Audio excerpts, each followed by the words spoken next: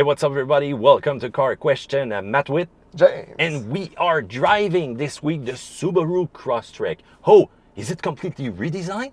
Yes, it is. But is it though? Is it really?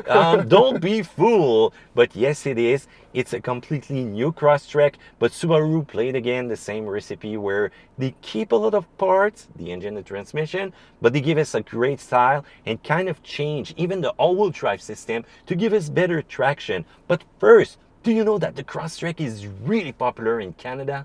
Yeah, I know, but do you have some stats for me to prove Oh, yes. First of all, did you know that it's even more popular than the Jeep Wrangler? They sell more Crosstrek than the Jeep Wrangler? that? It doesn't surprise me that much though. The Toyota Highlander?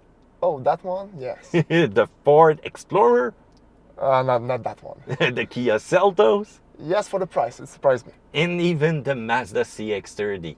Wow, okay. So okay. right now the Crosstrek is a leader in its segment because people love to go outdoors with it, the utility, and also an affordable price. But we have to say that this product is pretty solid, Matt. Yeah, it's pretty solid, and it falls right there in a segment where they're kind of master of everything and offer a complete package to really what's trendy today. You know, going camping, having fun. Subaru is right there on target with that. So let's talk about the redesigned exterior, James. The first thing you notice on that car, Matt, is the cladding. The cladding with these hexagonal shapes for aerodynamics and the functional air outlets on the side. Yes, it's a signature from Subaru from now on. But otherwise than that, the front end is looking great though. Yes, and also LED lights, standard, and also directional LED lights. That's better. That's a big better. That's a thumbs up to that. And also you're going to see that they created a design that gives you the impression that the Crosstrek is bigger, but it's really the same size. Yeah, exactly. And also new colors and 17 or 18 inches, but depending on the trim you're choosing, color and design will be different for each. And that's the thing that I really like with the design of the Onyx version. As you look at it, they added a lot of glossy black accent. So whatever color you're going to choose, I think it really stands out more than the limited version, which is kind of shy. They should use more chrome on that. Yeah, and the little yellow on the fog lights also reminds of the old model of Subarus. Yeah, with the yellow fog lights up in front. Still, there's some little difference between a US model and a Canadian model because some are going to be made in the States, some are going to be made directly in Japan, and in Canada we get the one from Japan. All of them are from Japan. We're having the luxury of that. Yes. So let's get inside though. The first thing that you're going to see is the completely redesigned multimedia system, even with the base model. So depending on the version, it's 2 7-inch screen.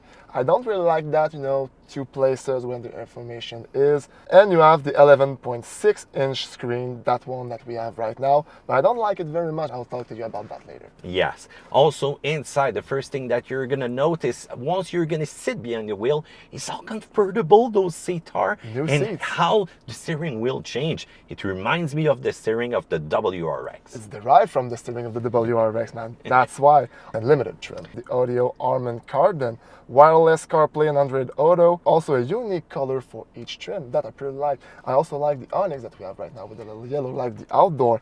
It may seem smaller, Matt, but it's pretty similar to the old version. Also, once you're going to open the trunk, you're going to see those little motif and 2 cup holders in the trunk. What kind of beverage are you going to put there while driving? Not while driving, in camping, and you have your beer, you have to put it somewhere. I don't drink beer, so let's talk about the engine. We got still 2 choices. Yes, so it's the same engines that you had in the previous version. So the 2-liter, 152 horsepower with the convenience and touring trim, and the 2.5-liter, 182 horsepower with the Onyx and limited trim. Yeah, so which one would you choose? Well, they are pretty similar when it comes to number and also to performance. Yeah, the performance, I don't understand why you have a 2.5 and it does basically the same performances. So 0-100 with a 2-liter, it's 10.5 seconds with a max speed of 198 kilometers per hour. And if you go with a 2.5, 9.3 seconds for the 0-100 and a maximum speed of 208 kilometers per hour. It's basically the same. Yeah, it's basically the same, and those are the numbers that you're going to see on the Subaru website.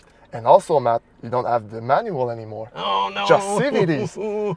I'm sad. It was really an affordable sport utility vehicle that you could go for with the convenience version and the manual version, but sales were not there. Only 5% of buyers would go with that Subaru Crosstrek version. If it's not less. Yeah.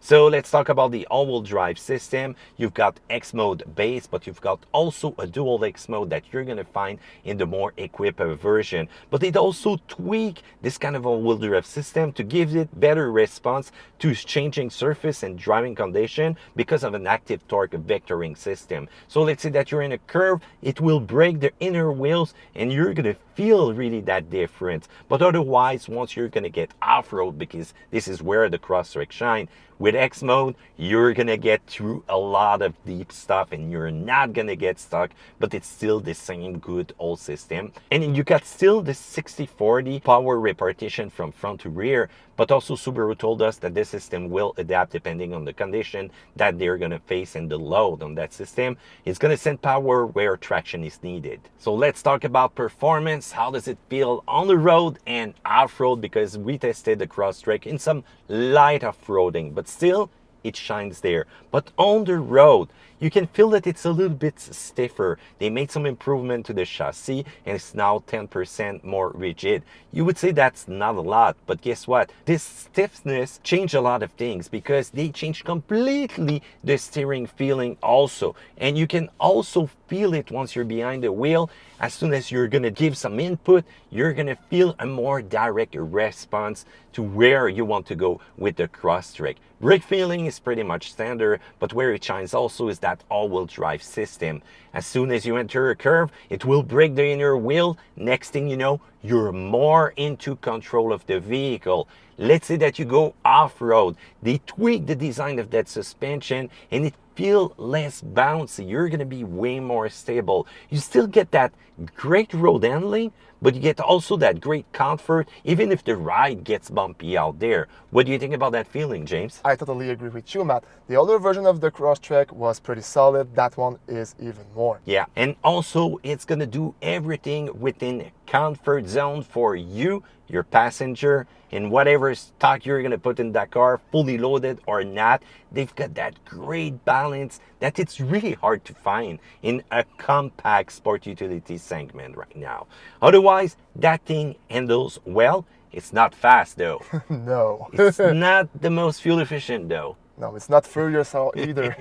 Fast furious. No, I got it. But you know what? The Crosstrek is a solid choice if you like to go to camping, if you like to go into some light off-road, and if you like a good driving behavior on tarmac, on ice, on snow, on whatever condition you're going to find out there, this little thing will do it. And also a safe vehicle, Matt, because eyesight is upgraded once again.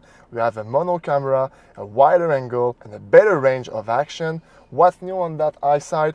An auto emergency steering, driver monitoring system. And it will work with the electric brake booster to give you a safer vehicle. That's what we like. But you know what? Subaru has a pretty safe vehicle, and it's where it shines also once again. And by the way, we forget something. If you want to tow with it, 1,500 pounds, but make sure you have electric brakes at the back of your trailer because it's recommended in the manual. Let's talk about price. The convenience model will start at a little bit more than $31,000. But James, let's add tax, financing.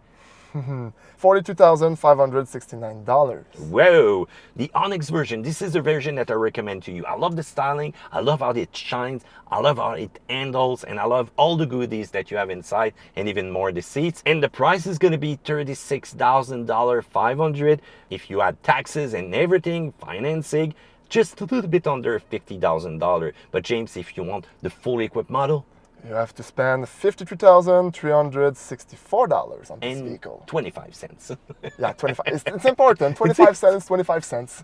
There you go. So minus and plus point though. Let's talk about the minus points. First, the acceleration. Well, it's not that great. It's always been like that. It's not a performance vehicle. And it's not one of the most fuel efficient either. The cargo space is not really big. You got to put some cargo rack on top. I kind of really dig what we shown you at the beginning of the video. This version was equipped with the bike in the rear, with the cargo rack on the top. This is looking great with the roof rack. This is what this vehicle is for also. You are totally right. I still cry for the manual CVT only. And how about that multimedia system? James, what's happening with it? The delay, it's not constant, you know? No. If you're going on the radio, you'll have a delay of like 2 seconds. But if you want to deactivate some systems in the car, it'll take like 0.1 second to deactivate. Yeah, so it's not one of the fastest, and this is kind of annoying. And also another thing that bothers me is that it's a new version, but you don't have any new engine. And even with the Wilderness that will come out later this year,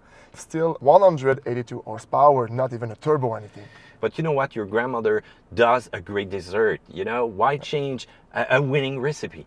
Is Subaru my grandmother? No, but they're conservative. Okay.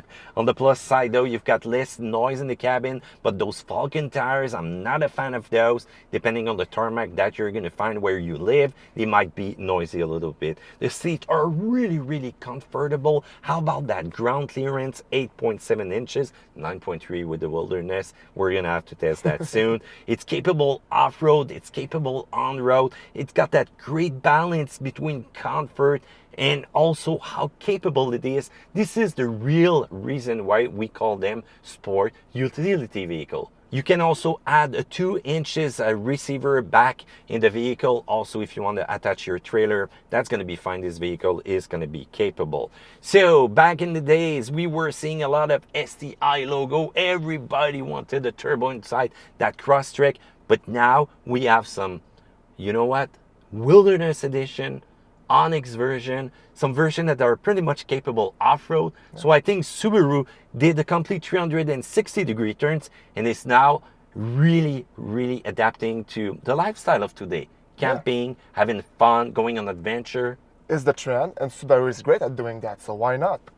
There you go. So there might be a hybrid version coming soon, and keep your expectation low, James. Even if you got one in the other parts of the world, maybe Quebec legislation will try to change things to get this version out here. But remember that the PHEV Crosstrek also is completely gone. So now it's all about adventure, comfort, fun with the Crosstrek, and whatever or wherever you want to go. Wow, that's well said. There you go. So tell me what you think about this Subaru Crosstrek down there. Do a thumbs up, subscribe, and I'll see you another time on another video of Car Question.